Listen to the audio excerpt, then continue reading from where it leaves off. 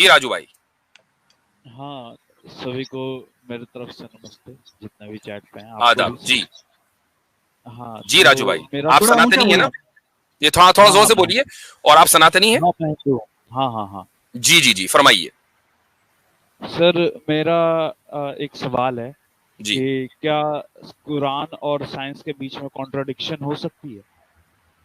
ये सवाल आपका बुनियादी तौर पर गलत है।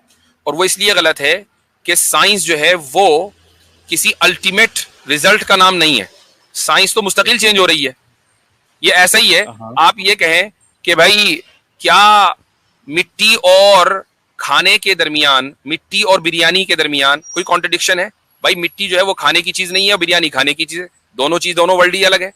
तो साइंस जो है वो ऑलवेज चेंजिंग और ऑलवेज प्रोग्रेसिंग। और कुरान के बारे में हम ये कहते हैं कि ये फाइनल वर्ड ऑफ गॉड है। तो ये मुमकिन है, इस बात की पॉसिबिलिटी है कि किसी साइंसी कोई डिस्कवरी हो या साइंस की कोई थ्योरी हो, वो कुरान की आयत से टकरा रही हो, तो डजंट मैटर। इससे ये साबित नहीं होता कि साइंस सही हो गई, कल को साइंस की थ्योरी बदल सकती है। ओके, तो जैसा कि मतलब कुरान में जैसे आप स्कॉलर हैं कुरान के, अच्छी तरह से आपको जी पता होगा, है ना? तो जैसे मैं जब मतलब एक वो था, मतलब जाकिर नायक वगैरह की मैंने वीडियो देखी थी जहाँ पे वो जी कुरान में बिग बैंग घुसा रहे थे, है जी ना? तो जब मैंने वो बिग बैंग पढ़ा और मैंने वो कुरान का वो आयत पढ़ा तो मुझे कॉन्ट्रडिक्शन नजर आई। तो ठीक। मतलब आप क्लियर कर सकते हैं? आप मानते हैं कि नहीं कुरान में वैसे होगा बिग बैंग? नहीं, मैं ये मानता हूं कि कुरान की जिस आयत का सूरह अंबिया का आप हवाला दे रहे हैं, या जाकिर नाइक हाँ साहब ने हाँ हवाला दिया है, दरअसल वो आयत क्रिएशन के बिगिनिंग को, कि कैसे क्रिएशन का आगाज हुआ है, उसकी इब्तदा हुई है, वो उसको बताती है। लेकिन अगर आप ये कहें कि एग्जैक्टली यही बिग बैंग है, I would disagree with that. ये कोई जरूरी नहीं है। हाँ, इतना जरूर है, ये मैं जरूर मानता हूं कि बहुत सी साइंटिफिक थ्योरीज ऐसी भी होंगी जो कुरान की किसी वर्स को कंफर्म करें। तो अब अगर कोई स्कॉलर ये कह रहा है कि देखो साइंस आज ये कह रही है, कुरान में भी यही लिखा हुआ है, तो इसका मतलब ये नहीं है कि अब हमने साइंस को जो है वो अल्टीमेट अथॉरिटी मान लिया। हम बहुत सी मर्तबा, कोई स्कॉलर जो है वो आपके वर्ल्ड व्यू के एतबार से बात करता है। मसलन आप साइंस को अल्टीमेट अथॉरिटी मानते हैं, तो मैं क्या कहूंगा, अगर मेरे सामने कोई साइंटिफिक थ्योरी ऐसी आए जो कुरान से मुताबिक होगी, तो मैं कहूंगा कि देखो साइंटिफिक ये थ्योरी जिसको तुम मानते हो, कुरान भी वही कह रहा है। जाकिर नाइक साहब भी यही कहते हैं।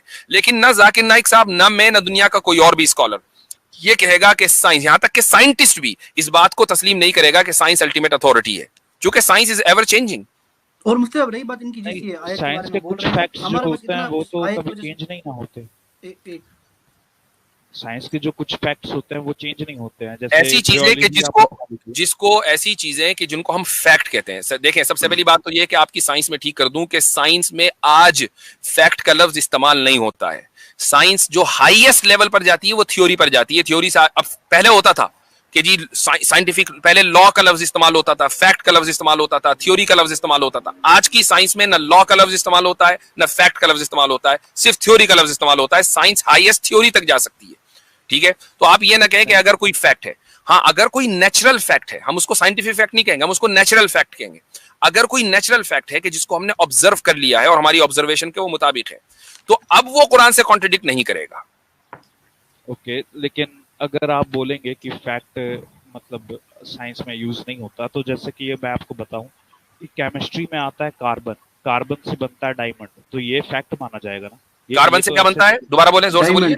डायमंड। Diamond, diamond. हाँ, तो ये ठीक। आती है फैक्ट के अंदर। ठीक है, और साइंस मतलब आपने उसको ऑब्जर्व कर लिया ना, वो ऑब्जर्वेशन के ऊपर बेस्ड है ना।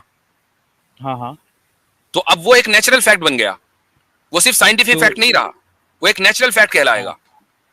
तो उसी तरीके से बिग बैंग भी तो एक मतलब उसके भी प्रूफ्स मिलते हैं और ऑब्जर्व आप कर सकते हैं। आई डोंट नो कि उसके कितने प्रूफ्स वह हैं, लेकिन मैं ये कहूंगा कि क्या बिग बैंग ऑब्जर्वेबल है? आपने ऑब्जर्वेशन किया था बिग बैंग का?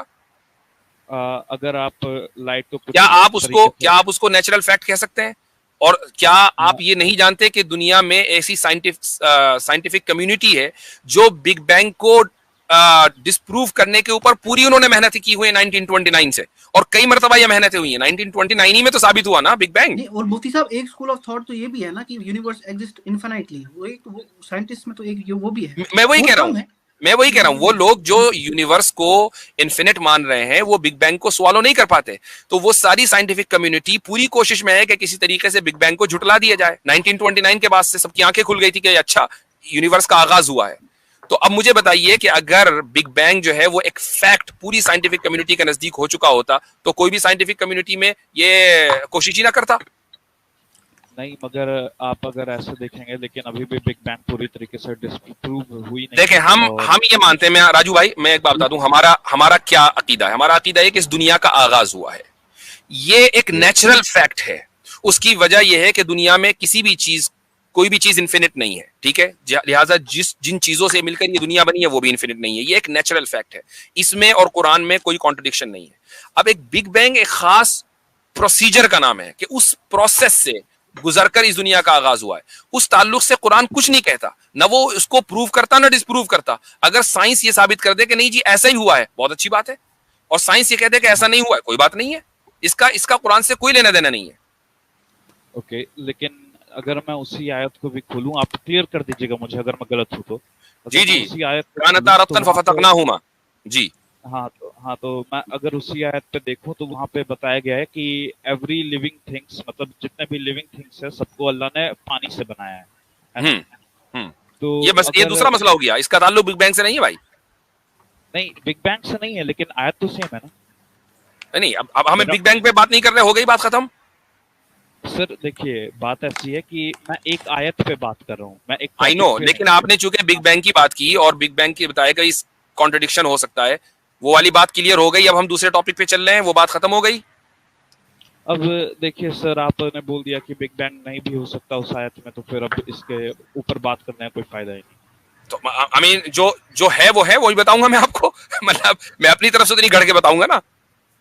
हाँ, तो उसमें कोई फायदा नहीं, लेकिन अब आप ये मान रहे हैं कि बिग बैंग वाली बात हो गई खत्म। अब हम नया टॉपिक शुरू कर रहे हैं कि एवरी लिविंग थिंग को खुदा ने पानी से बनाया है। जी, अब इसमें बोले। तो अगर इस पे मैं अभी साइंस के हिसाब से जाऊं तो यहाँ पे भी साइंस बोलती है कि लिविंग थिंग्स जो हैं वो पानी से नहीं बन सकते 100%। आपको उसके लिए मिनरल्स की भी जरूरत पड़ती है। तो यहाँ पे भी तो एक अलग चीज आ रही है ना। लेकिन पानी की जरूरत है या नहीं है? पानी की जरूरत है, लेकिन पानी से ही नहीं बनाया ना पूरा।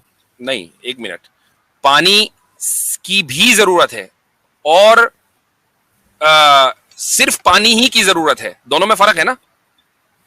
लेकिन पानी से ही बनाया है ना। और नहीं, ये नहीं है, ये नहीं है कि इस पानी से ही बनाया और किसी चीज से नहीं बनाया, ये उसमें कहीं नहीं है। ये तो आपने अपना इजाफा कर दिया। खुदा ये कह रहा है कि पानी से बनाया, इसमें इस चीज का इंकार नहीं है कि दूसरे मिनरल से नहीं बनाया, ये आपने इजाफा किया। अगर आप ये कहते हैं कि कुरान में लिखा है कि हमने सारी लिविंग थिंग सिर्फ पानी से बनाई है, किसी और चीज से नहीं बनाई, अब आप एतराज करते ये तो कुरान में नहीं लिखा। अच्छा, एक मिनट मैं बता रहा हूँ, जैसे यहाँ पे मैं पढ़ रहा हूँ, एंड वी सेपरेटेड देम मिनल माई कुल्ल शैइन। मैं तो अरबी में पढ़ रहा हूँ ना, आपको बता देता हूँ कि हमने हर चीज लिविंग थिंग को हमने पानी से बनाया, यानी उसमें पानी का किरदार है, ठीक है। अब इसमें यह नहीं लिखा कि सिर्फ पानी से बनाया, किसी और चीज से नहीं बनाया, यह आपका इजाफा है। तो इसका जवाब आपको कुरान से ही मिल जाता है ना। अल्लाह ताला कहता है आदम को मैंने मिट्टी से बनाया, और इसका मिट्टी फिर एट द एंड बाद में आ जाता है कि उसमें भी वाटर जरूरत होता है, एक इंसान में भी मिनरल्स होते हैं, उसमें भी वाटर। तो ये सारे इंटरलिंक्ड है ना। जब तक आप कुरान को ऐसे पढ़ेंगे माइक्रोस्कोपिकली एक ही आयत को रख के, तो आपको लगेगा इसमें कॉन्ट्रडिक्शन है। जब आप वो पूरा अम्ब्रेला के अंडर पढ़ेंगे तो आपको समझ आएगा।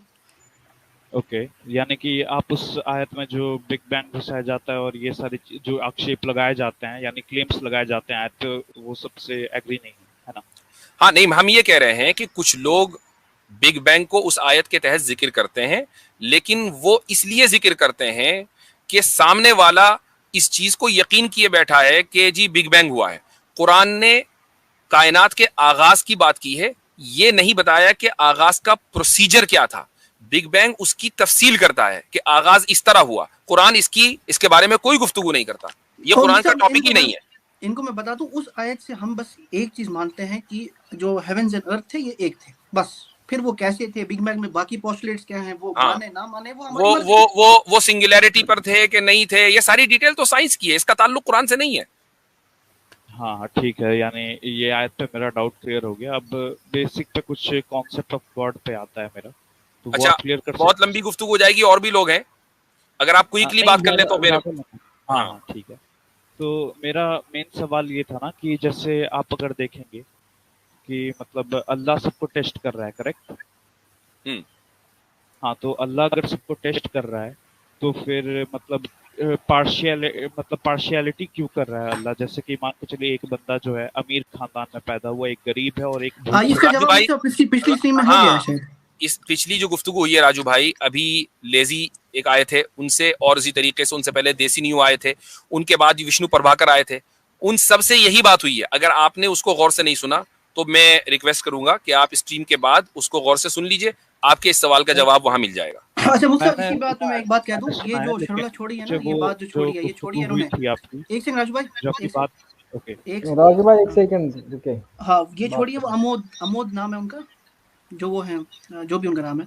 तो इंशाल्लाह उनकी जो वो कुछ आज ज्यादा जो है वो बातें करने लगे हैं इस्लाम के बारे में, तो इंशाल्लाह वो शायद आर्य समाजी है, तो इस्कॉन से सॉरी, तो उसकी भी थोड़ा मैं बैक एंड पे काम चल रहा है, तो इंशाल्लाह लोगों को मैं बता दूं ये थोड़ा सा एक बड़ा बिग बैंगर आने वाला है, बिग बैंग नहीं बिग बैंगर आने वाला है। ठीक है। तो राजू भाई इस मौजू पर जो आपने सवाल किया है, गुफ्तगू हो चुकी है ऑलरेडी, तो फिर वो रिपीटेशन हो जाएगा। मैं समझता हूँ कि आप उसको देख लीजिए एक मरतबा, ठीक है? ठीक है, मैं अगले स्ट्रीम में आके बात कर लूंगा। चले, शुक्रिया बहुत बहुत।